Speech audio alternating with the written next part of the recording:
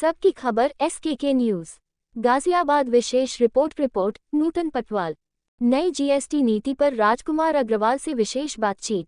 Ghaziabad Vasundhara iconic council of education Vasundhara sector 2C Mewar college road के founder एवं director राजकुमार अग्रवाल ने हाल ही में सरकार द्वारा लागू की गई नई जीएसटी नीति पर अपनी राय रखी। विशेष बातचीत में उन्होंने कहा कि नई जीएसटी नीति उपभोक्ताओं और व्यापारियों दोनों के लिए लाभकारी साबित हो सकती है, बशर्ते इसके क्रियान्वयन में पारदर्शिता और सरलता बनी रहे। उन्होंने ये भी जोड़ा कि इससे देश की आर्थिक स्थिति मजबूत होगी और छोटे उद्योगों को राहत मिलने की संभावना है।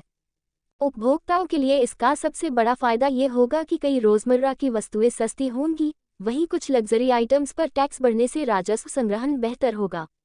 राजकुमार अग्रवाल का मानना है कि सरकार की यह नीति भविष्य में देश की आर्थिक प्रगति को नई दिशा दे सकती है, लेकिन जरूरी है कि इसके नियम इतने सरल बनाए जाएं कि आम नागरिक और व्यापारी दोनों ही बिना किसी कठिनाई के इसका लाभ उठा सकें।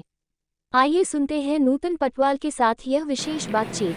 नमस्कार, मैं मुकेश सबकी खबर से और इस समय हम आए हुए हैं, आप देख सकते हैं, आइकॉनिक काउंसिल ऑफ एजुकेशन में, और हमारे साथ हैं इस समय फाउंडर राजकुमार अग्रवाल जी, जो कि लगातार जो है एजुकेशन क्षेत्र में कार्य कर रहे हैं। पूरे एनसीआर में एक जाना माना नाम है और फाइनेंस से रिलेटेड और एजुकेशन से रिलेटेड जो है ज्ञानवर्धक जो क्लासेस लेते रहते हैं और बहुत से स्टूडेंट्स हैं जो लगातार सर के संपर्क में रहते हैं। अभी हाल ही में भारत सरकार द्वारा जीएसटी की नई रूल्स एंड नीतियां बनाई गई हैं, उसके बारे में हम सर से जानना चाहते हैं कि वो उपभोक्ताओं के लिए और भारत के ग्लोबल विकास के लिए कितना महत्वपूर्ण है। सर बहुत बहुत स्वागत है हमारे चैनल में। क्या ये नई नीति आई है, इसके बारे में क्या आप बताना चाहेंगे? देखिए, ये जो नई नीति आई है ये बिल्कुल सही समय पर और सही नीति आई है।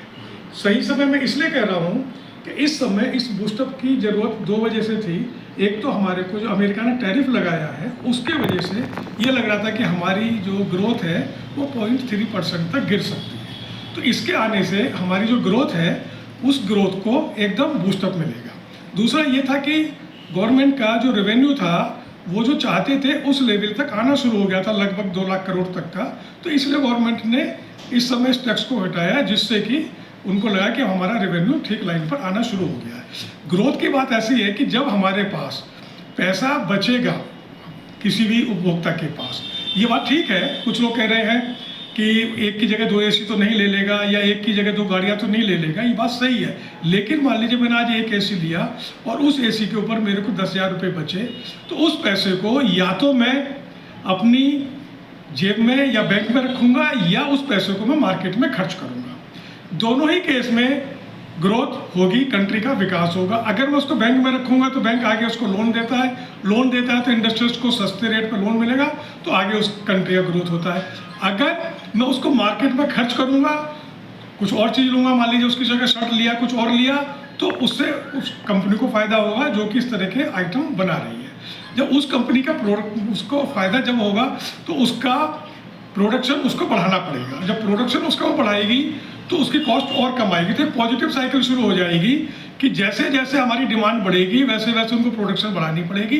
प्रोडक्शन बढ़ेगी तो उसकी कॉस्ट और कम होगी, लोगों को और ज़्यादा रोजगार मिलेंगे तो लोगों के फिर एक उनके हाथ में परचेजिंग पावर आएगी और वो फिर परचेज करेंगे। तो होती है पॉजिटिव साइकिल। नेगेटिव साइकिल इसकी उल्टी होती है। जब चीज़ें महंगी होने लगती है तो उससे क्या होता है कि डिमांड कम हो जाती है।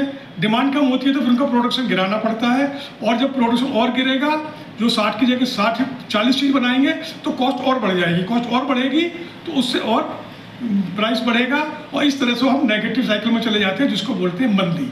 ये जो गवर्नमेंट ने स्टेप उठाया है, इससे हमारी ग्रोथ जो है वो पॉजिटिव साइकिल तो थी और अधिक तेज़ी से हमारी ग्रोथ आगे बढ़ेगी।